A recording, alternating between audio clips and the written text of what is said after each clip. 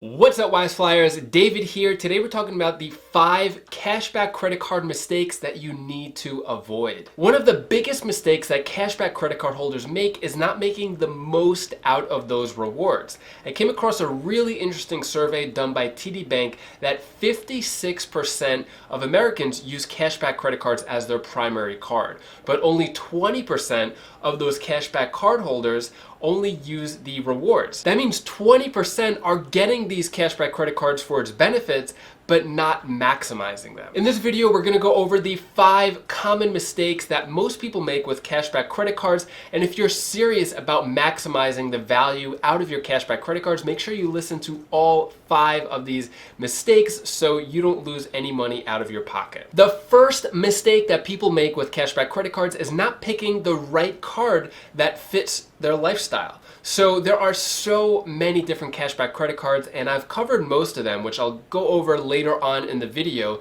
But a lot of people don't pick the right card that suits them. I know it could be overwhelming to sift through the 30+ credit cards and see which one is best. And if you're not really into that, you may just give up and not even care which card you get and just pick whichever one a YouTuber or a blogger says is the best card to get. Depending on which category you most spend money in should align with the credit card that you get the most rewards with. So if you're gonna spend more money on groceries, travel, dining, anything like that, then you want to make sure you're getting a card where you can maximize those categories and you're getting at least more than 1, 2, maybe even up to 5 or 6% cash back for those certain categories. Or you may even be the type of person where you don't want to have to sift through which categories you have to use a card for and which card is best for groceries or all the different categories that there are. You may just want a simple cashback credit card that gives you 2% on everything.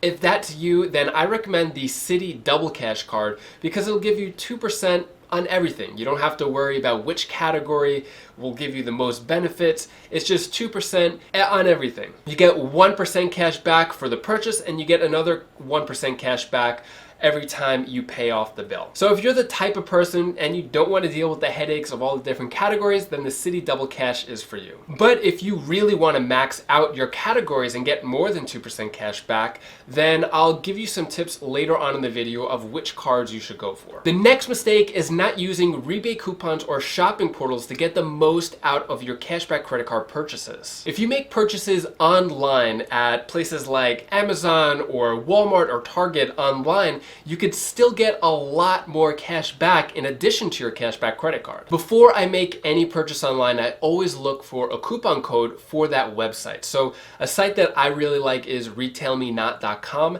And if you're gonna make a purchase on a certain website, you could look around. You could go to that website, retailmenot.com, and type in the website you're about to purchase from and see if there are any coupon codes that you could add at the bottom when you're about to make that purchase. This extra 2 minutes of time could save you up to 25% on that purchase. So it always helps to just do a quick little search to see if you could get a rebate code. And there are other apps as well, like Ibotta and a few others where you could find coupon codes for your online purchases. To add an extra layer of savings to the online purchases, you could use shopping portals such as Ebates. And I have a link down in the description below where you could get $10 by signing up through that Ebates link. So let's say you were to shop anywhere online and you click through Ebates, you could even save more money on that online purchase. So before you make any online purchase with your cashback credit card, you could go through the shopping portals such as Ebates. Then you could look for a coupon code for that purchase, and you're using your cashback credit card. So it's kind of a trifecta of savings right there. The next mistake that people make is ignoring spending caps on cashback credit cards.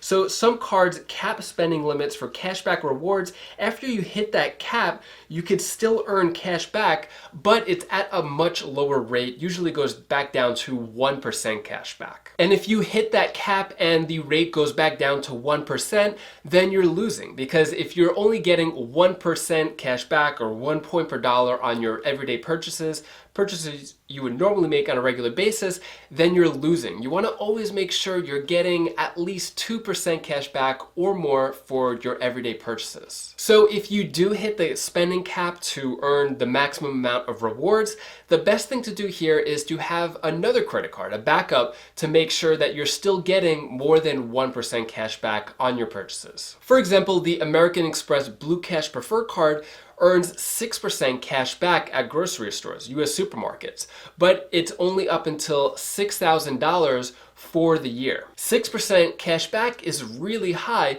but once you hit that $6,000 mark, that cap, then every purchase after that is only going to be 1% cash back. So that's where a card like the Chase Freedom Unlimited card, which will earn you 1.5% cash back at groceries or anywhere else. So if you're going to hit that $6,000 cap when you're using your Blue Cash Preferred card at US supermarkets, then it's a good idea to have another credit card that'll earn you more than 1% cash back. So that's where the Chase Freedom Unlimited card could come into play, where you're getting 1.5% cash back, or the City Double Cash, which I mentioned before, where you're getting 2% cash back, or if you have other cards that can specifically give you cash back at groceries, that's a great backup in that type of scenario. Usually with most credit cards, when you look at your credit card statements and earnings of points, it'll show that the cashback cap has been reached and that you're only going to get 1% cash back instead of however many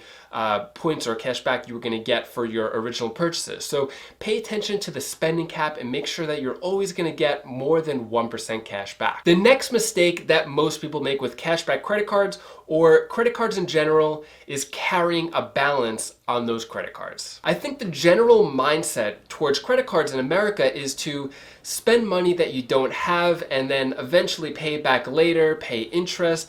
I just want to say that is the wrong way to think about credit cards. The way that I like to think about credit cards is that they're an extension of my bank account, not a way to spend money that I don't have. Personally, I always treat credit cards like debit cards. I don't spend any money that I don't have in the bank, and anytime that I spend money on the credit card, I usually pay it off right away, and if I don't pay it off right away, then automatic payments will take care of it. So essentially with automatic payments, you could do this with every credit card. You go into your credit card account, click automatic payment, and it'll be hooked up to your bank account. So anything that you spend on your credit card, it'll pretty much be turned into a debit card because it's going to come automatically out of your bank account. Because if you're getting 2% cash back, 5% cash back on your purchases, which is great earning potential, but you have a balance that could be paying up to 24% APR, then you're completely negating any of those rewards that you're earning. According to creditcards.com's survey, 28% of Americans don't pay off their credit cards in full every single month. And 29 million Americans have carried a balance that they've had for 2 years or more. That makes me really sad because it's just money wasted that given to the banks, and the banks have more than enough money. You do not need to give the banks any more of your money. If you're getting credit cards for the APR or the low interest, then maybe credit cards aren't the best tool for you at this point. If you are getting credit cards to maximize your everyday spending and plan on paying it off in full every single month, then I think that is the best responsible use of credit cards. Most importantly, spend what you have in the bank. Don't spend more just to get a sign-up bonus or to maximize extra percent back. Just pay off your bills in full every single month and everything will be okay. The next mistake that people make is sticking with just one credit card. So the average American keeps a credit card in their wallet for 10 years and they don't get any new ones. So the banks know this, which is a reason why they're offering really high sign-up bonuses to give you cash back or points or miles towards travel. So they're all competing for that spot in your wallet because they know you're not gonna get any new cards for up to 10 years. You may be really comfortable and happy with the amount of cash back or points that you're earning with your current credit card, but there are so many credit cards out there that could earn you more cash back or that are offering sign-up bonuses that could give you free trips around the world. You don't have to get a lot of credit cards, but I think it is worth looking into which credit cards can give you more cash back for certain categories, or give you a sign-up bonus once in a while that could give you an extra boost of cash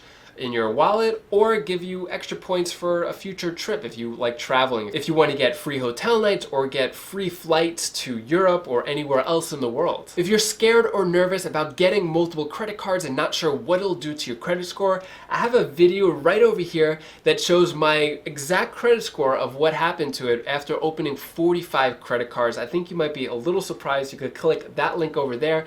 And if you want to watch more videos about the best cashback credit cards that could help you out and maximize your everyday spending, you could click this playlist over here. It talks about a lot of the best cashback credit cards. So click one of those links right now, and I'll see you in the next video.